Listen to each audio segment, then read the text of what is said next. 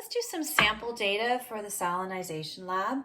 First, we're going to check our no salt bag, and I'm doing it on a plate here because it tends to be kind of wet and mucky when you open them up. Might be a little smelly too because we didn't have oxygen in here, and so it might be a little smelly. So you're going to need a ruler today, and if you don't have a regular ruler, you can use the printout of the ruler. So these are no salt, and the first thing you're going to do is count how many germinated. So we had one that didn't germinate. Most likely, now there's no salt in this dish, so it's most likely didn't germinate because it's a dead seed.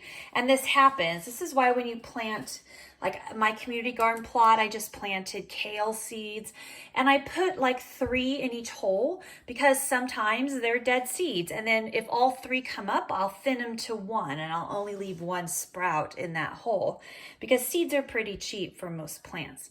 So now I'm going to measure the length of the sprouts, and they might break when you measure them, but we're going to use the millimeters.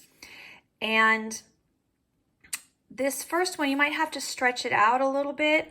Notice that my 0 starts just on the inside. And there are 2 things that come out this V, so we're going to measure the longer part of the V, not the shorter part of the V. So this is a very long sprout here. It goes to about 40 millimeters. So 40 millimeters for the first sprout with no salt. The next one, so go ahead and write that on your data sheet if you are using this data. The second sprout is about 37 centimeters for the second one. The third one's, let me stretch that out here. And I have about 25 centimeters. I'm sorry, millimeters. These are all millimeters, not centimeters.